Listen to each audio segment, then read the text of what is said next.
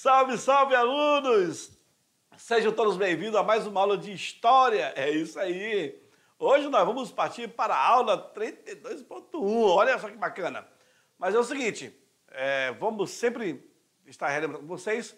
Hoje, já faltando aí 67 dias para o Enem. Passa muito rápido, né? Daqui uns dias, vocês estão sentados na cadeira ali, no banco da escola, para poder fazer a tão esperada prova. Você que é no terceiro ano, que esperou a vida inteira por isso. Chegou agora o momento de colocar em prática tudo aquilo que você aprendeu.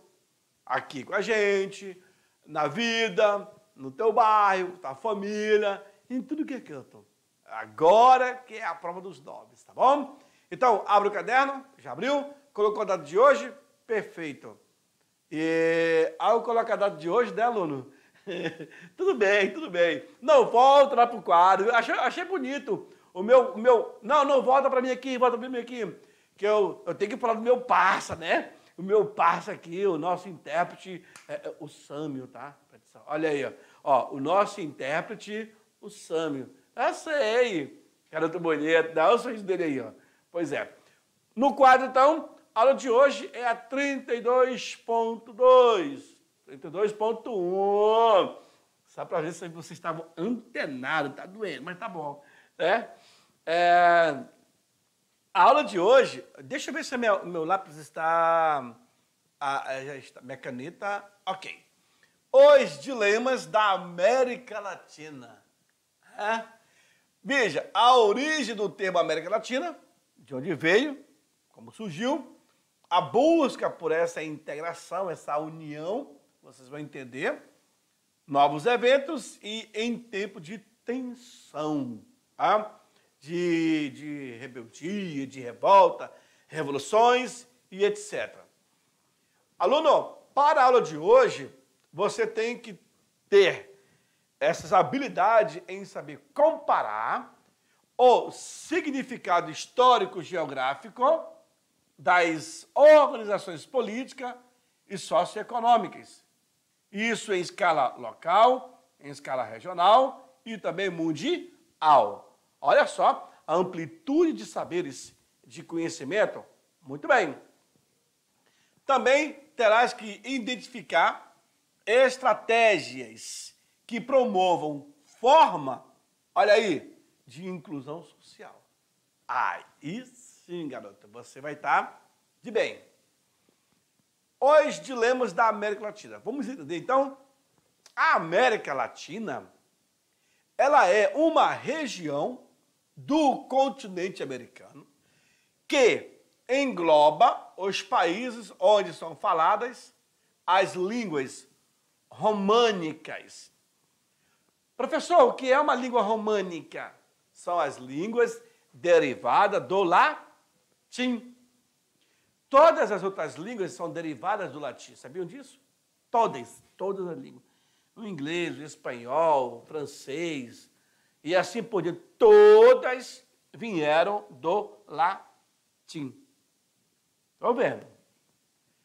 Bom, no caso, o espanhol, o português e o francês também fazem parte desse ciclo de criação, de surgimento e etc. Veja aí, senhores, como é essa bandeira de retalhos. Veja que o Brasil, um país com uma imensa faixa de terra, acaba se destacando no meio desses pequenos países. Ora, sabe que você já estudou lá atrás, no primeiro ano com a gente, né? Brasil era colônia portuguesa. E esses outros países que vocês estão vendo aqui eram colônias espanholas. Como é que é espanhola? Olha a palavra espanhola em Libra, como é que é? Espanhola. Toca no cavaquinho, né? Quase isso. Aí tem que fazer essa cabecinha também, sabe? Como é que é? Tem que fazer a cabecinha. Que legal! Bom. Então, eu só vou falar em espanhol agora para eu ver a cabecinha aí, tá bom? Vamos lá. Olha só. A Espanha, ela tinha colônia na América e eram vice-reinados, certo? E quando houve a invasão por parte de Napoleão Bonaparte, no território europeu, inclusive na Espanha, eles irão aproveitar o momento e para se tornar independente. E o Brasil vai acabar pegando carona nisso. Pode verificar, aluno, que as datas de independência dos países são quase todas próximas umas das outras. O Brasil, por exemplo, em 1822, comemoramos 199 anos de independência. Ano que vem são o centenário, né? 200 anos, camarada. A Bolívia, por exemplo, senhores, é de a Bolívia, 1826, e assim vai indo, tá bom? Avançamos. A origem do termo América Latina. A expressão América Latina, ela foi utilizada pela primeira vez em 1856, pelo filósofo chileno chamado Francisco Bilbao. Ah, professor, então foi ele que fez? Foi. Francisco Bilbao, é ele que traz essa derivação, esse conjunto de ideias, de imaginar todos aqueles países que estavam no continente americano, os que eram pertencentes, os que foram pertencentes à Espanha, poderiam ser chamados de América Latina. Olha aí. Inclusive a América Central também. Incrível, né? Olha só. Michel Chevalier mencionou o termo América Latina em 1836. Durante uma missão diplomática feita aos Estados Unidos e ao México. Olha, 1836 está próximo aos anos de independência desses países. Por exemplo, eu tenho o Paraguai, Argentina, Chile, Bolívia, Peru, Equador, Colômbia e Venezuela. Esses são os principais países. Claro que vai se estender para a América Latina também. Perdão, a América Central. Tá bom? Olha lá. A Comissão Econômica para a América Latina e o Caribe consolidou o uso da expressão como sinônimo, olha que legal, dos países menos desenvolvidos do continente americano. E tem, em consequência, um significado mais próximo da economia, dos assuntos sociais. E realmente a gente sabe disso. Esses países, por exemplo, acabam tendo uma dificuldade de gerenciar a sua economia.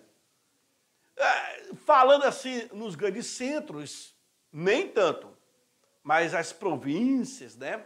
Os pequenos estados, pequenas cidades, já fica mais difícil de chegar a recurso ou de ser atendido. Por que disso, professor? Porque a concentração acaba ficando nos locais onde a elite procurou se estabilizar. Né?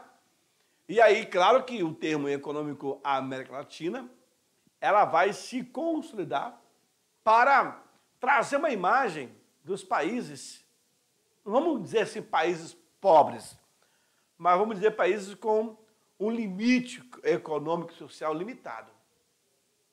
Você viaja aqui pelo Peru, por exemplo, né?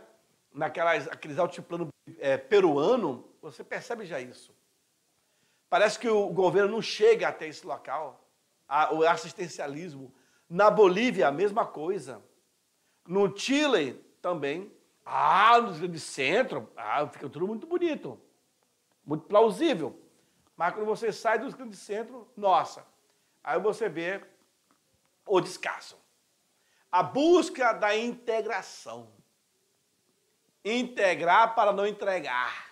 Olha aí, é um lema militar aqui na Amazônia. E nós temos aí os principais líderes. Essa foi uma imagem que foi criada, pintada, com o intuito de demonstrar a união desse povo. Tá? A união desses países que buscavam uma independência, mas também com ajuda. A ajuda de países importantes, como os Estados Unidos, e de outros países europeus. A integração da América Latina remonta à independência da América Hispânica e também brasileira, quando foi discutida a criação de um Estado regional ou, simplesmente, a criação de uma confederação de nações latino-americanas para proteger a área recém-independente. E aí, por esse mapa, dá para tu perceber, aluno, a divisão. Países pequenos, por exemplo, como o Equador. Está aqui do lado, ó. Nós temos estados brasileiros que é muito maior que países, gente. Olha o Paraguai é pequeno também. Olha o Uruguai, menor ainda. Claro, a Argentina já passa a ser bem maior. Bolívia também. Agora, olha o Chile. Aqui do lado, rapaz, ali perto das Guianas, Venezuela, Guiana Francesa, Inglesa. Incrível. Nós temos cidades brasileiras aqui, por exemplo, Ariquemes. Ariquemes é maior do que Portugal. Portugal é a cidade de Porto ali. Nós temos o Principado de Mônaco. Nós temos o Principado de Mônaco que tinha, na época, 16 mil habitantes. Muito louco, né? Ok. Vamos lá. Mas assim, teve um período, não sei se você sabe, Sâmio, mas teve um período que o próprio Rio Grande do Sul tentou se isolar do Brasil, criar uma independência, um país, mas não foi para frente. Até a década de 80 ainda se brigou por causa disso. Avançamos. O período pós-Segunda Guerra Mundial levou à criação de instituições como a ONU para se fortalecer. Até porque a aliança, a Liga das Nações, criado após a Primeira Guerra Mundial, não foi para frente. Agora a ONU vai contemplar todo esse povo aí, ó. Apenas em meados do século XX, que organizações exclusivamente latino-americanas foram criadas. Além de criar essas organizações, também são criados, aqui na América Latina também, aqui na América como um todo, o Mercosul, por exemplo. Alguns países acabam combinando entre si, tendo essas afinidades e criando planos econômicos, como também planos militares. Então, nós temos aqui o Mercosul, nós temos, isso é mais na área de geografia, tá? Nós temos os tigres asiáticos, nós temos o NAFTA, aqui é o México, o Canadá, os Estados Unidos, etc. Né? Esses países, então, eles vão buscar se consolidar não somente na área militar, mas também na área econômica e política. Certo? Olha lá. O grande símbolo da ONU, e aí eu tenho o planeta, né? O planeta Terra, com o foco em todos os segmentos. Eu creio que isso deve ser um ramo de trigo, né? Simboliza a fome, o pão, o alimento.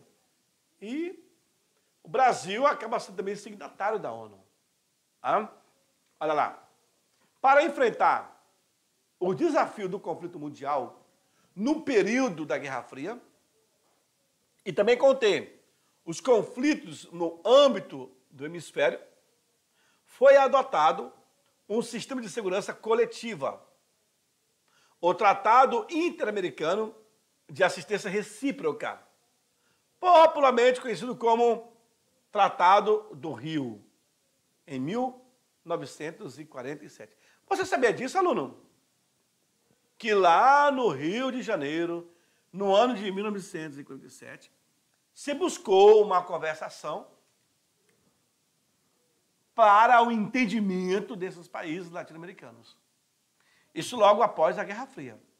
Porque a América, ela deveria estar consolidada, preparada. Nunca se sabe de amanhã.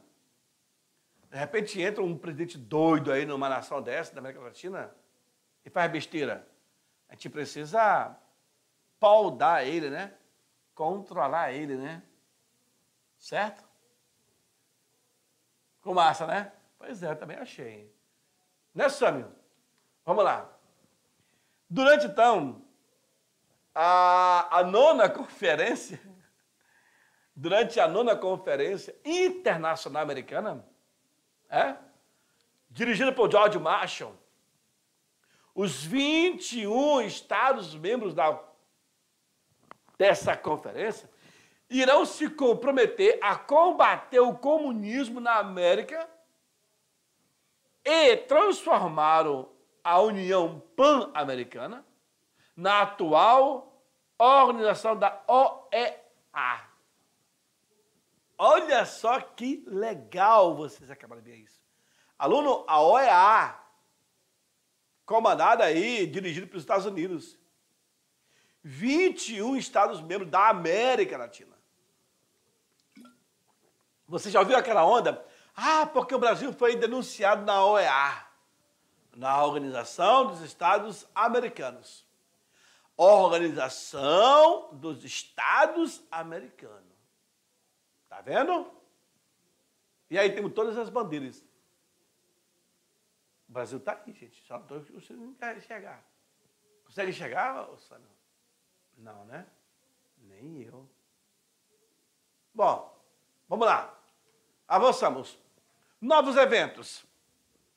Senhores, aí vocês vão observar nessa união, nessa interação de nações, vão acabar criando alguns blocos, isso já era de geografia, né?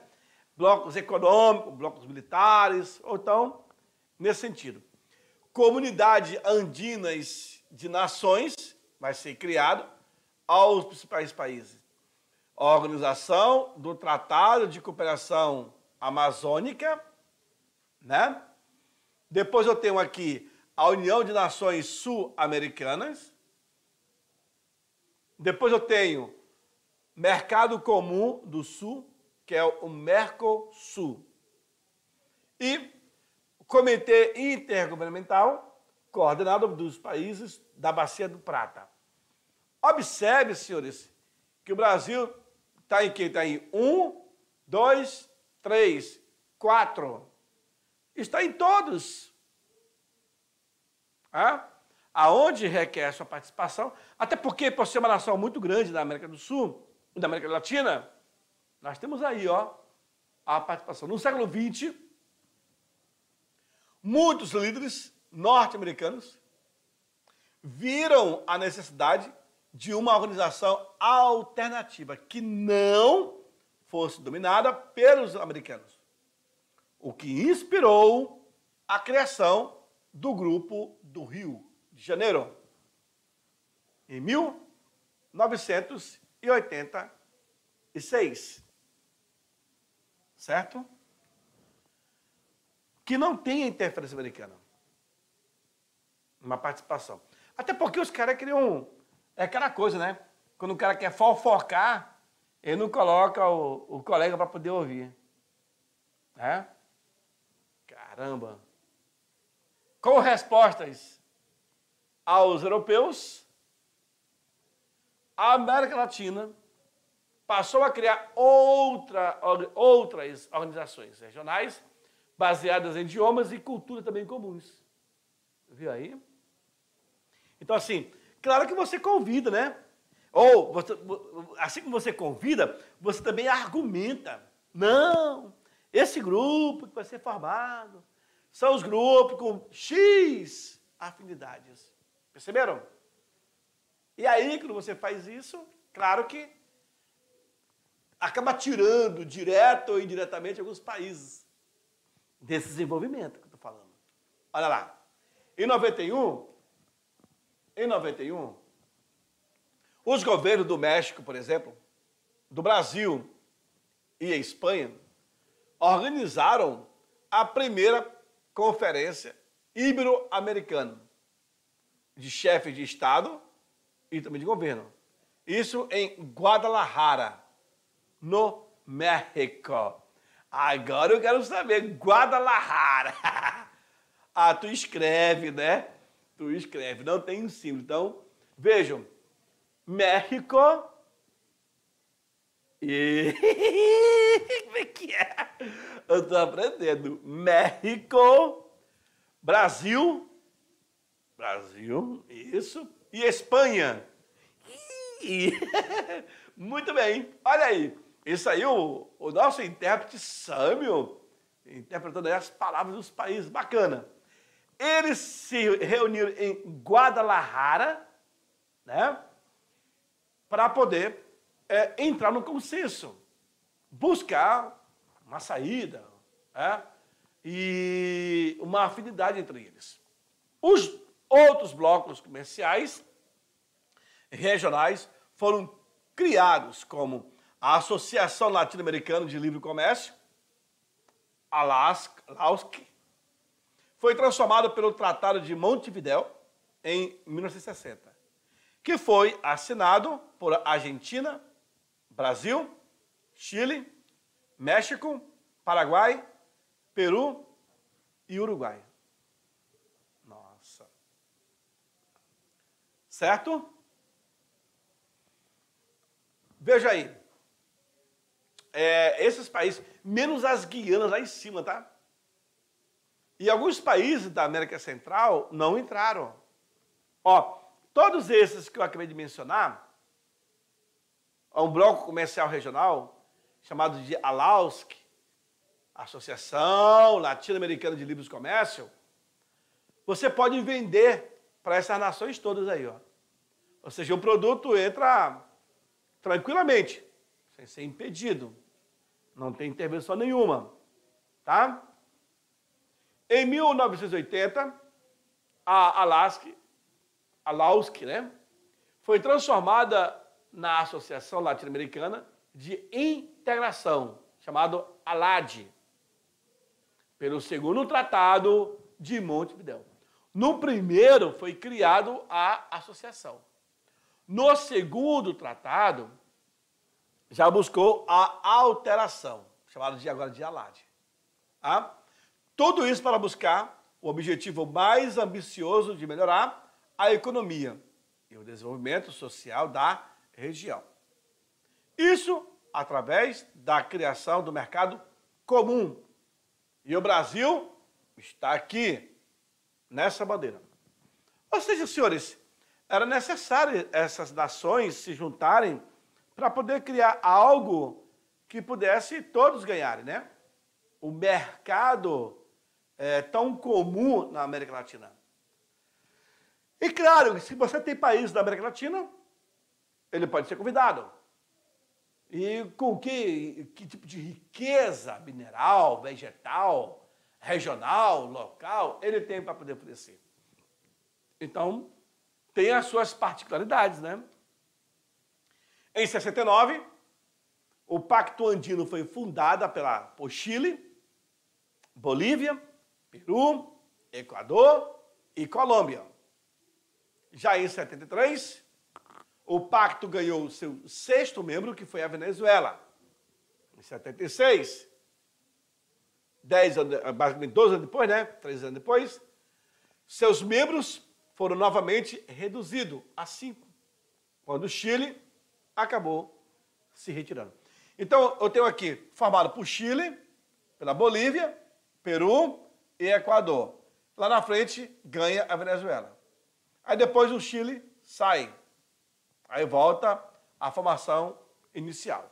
A Venezuela, anunciou a sua retirada em 2006, reduzindo a comunidade andina para 4 estados. Então, novamente, então sai. Entra, sai. Qual seria a razão de sair? Algum motivo. Motivo esses que eles vão saber muito bem. Tá? Por que disso, senhores? Muito simples, muito simples. Essas afinidades, algumas atitudes do governo acabam não colaborando para esse grupo. O nome de organização foi alterado para a Comunidade Andina de Nações, chamado de CAN. Isso já em 96. Eles estão procurando melhorar, ou até mesmo resumir, né? E já em 85, os presidentes da Argentina e do Brasil assinaram o Programa de Integração e Cooperação Econômica entre Brasil e Argentina. Olha aí. Aí a bandeira do Mercosul, confundido com a bandeira da União Europeia, né? Isso levou à criação do mercado comum do Mercosul, entre Brasil, Paraguai, Uruguai e Argentina. Por isso que nesse mapa você observa os países que estão compondo Uruguai, Paraguai, Argentina. E em 91 promoveu o livre comércio entre eles. Tá certo? Olha lá. Essa é a grande bandeira que representa a união desses países que procuram conversar entre si, articular, vender, comprar, se ajudar, é tudo isso. O mercado, ele é econômico. Vocês viram lá, a União Soviética criou o Comecon, Comiforme, os Estados Unidos criou criou o Plano Marshall, né? Isso são planos econômicos. E na América se criou o Mercosul e outros planos. Certinho? Olha lá. Já em 95, o México, a Colômbia e a Venezuela acabaram criando aí o Acordo de Livre Comércio, chamado o G3. A Venezuela deixou o G3 em 2006, ao mesmo tempo que deixou o CAN. A Venezuela sai de tudo, devido ao presidente que estava no poder. Um presidente autoritário, um presidente que, como posso dizer, não tinha conversa, né, Sâmio? Não tinha conversa. Totalmente contrário a uma união mais estável, inclusive para o próprio continente. Isso aconteceu. Em 2004, por exemplo, o Mercosul e a Comunidade Andina de Nações irão assinar um acordo de estatuto recíproco, viu? Entre os membros associados e emitiu para todos os associados a Declaração de Cusco, afirmando que iria criar a Comunidade Sul-Americana de Nações. O que tu pode observar, aluno, é que sempre eles estão se recriando, certo? Estão sempre se recriando na tentativa de buscar o melhor. É isso que acontece. Ou tu pensa que estão querendo inventar novos blocos econômicos? Não. A ideia não é essa. A ideia é buscar soluções e não problemas. E em tempo de tensões? Em tempo de tensões, conflitos internos, o ressurgimento de disputas de fronteira e de tropas, e troca de farpas, né? Entre presidentes que colocam a América do Sul em estado de alerta. Vai sempre ter isso. Aí eu trago para vocês a imagem da América Central. Tem o México, aí tem o Guatemala, São Salvador, Honduras, Nicarágua. Isso já estava acontecendo na Guatemala, Costa Rica, Panamá. De vez em quando, uns países desses daí começam a infringir, né? A avançar o sinal vermelho de postura de governo. Isso acaba complicando para toda uma nação. Né? Olha lá, não existe hoje nenhuma guerra entre países da América Latina.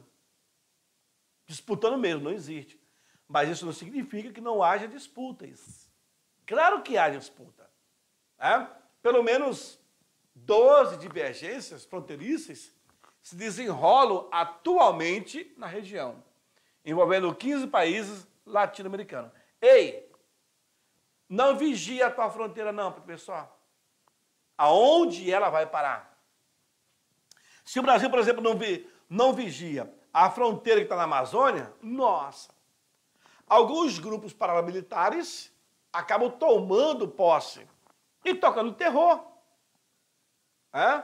Por isso que a área de fronteira ela tem que ser vigiada, cuidada, mantida. Senão o Brasil, quer dizer, não só o Brasil, mas outras nações, até mesmo aqui na Bolívia, aqui no Uruguai, no Paraguai, tudo isso é muito preocupante.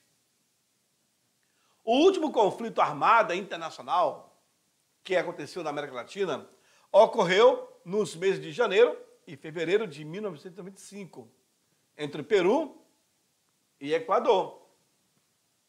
Não sei se vocês já viram que mas lá em 1934 até 1938, teve o armistício, lá em Letícia, entre Peru e Colômbia.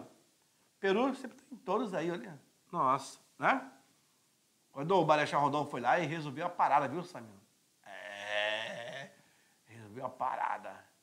Muito bem. Qual foi o motivo? Por uma divergência de fronteira, num trecho conhecido como Cordilheira do Condor. Então, aqui eu tenho o mapa do Equador e o mapa peruano.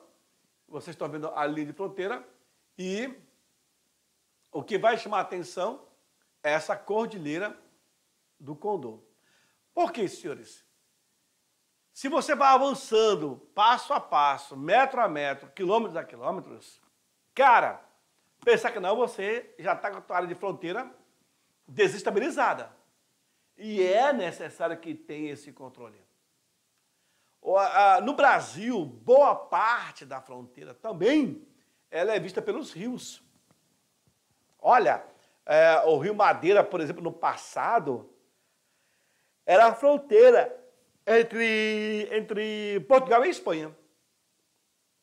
Eu lembro que você tem isso em documentos, de Vila Bela até Humaitá, do lado esquerdo pertencia à Bolívia, à Espanha, depois à Bolívia.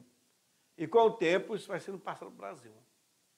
Boa parte, a fronteira, ela é margeada pelo rio. Vê ali Costa Marques, por exemplo. De um lado é Brasil, de outro lado é Bolívia. Guajará-Mirim, a mesma coisa. Ali também, aqui em Extrema e etc. Tá certo? Bom, aluno, eu não sei se tu percebeu, mas essa foi a nossa aula de história. Passou muito rápido, eu também sei, passou muito rápido. Mas aí, eu vou aguardar vocês, eu fico aguardando vocês para o nosso próximo encontro de amanhã. Tá certo? Então, eu me despeço por aqui. Feliz por ter estado com vocês nesse projeto. E, com certeza, eu quero ver você passar no Enem, tá? Aluno, até mais. Tchau, tchau.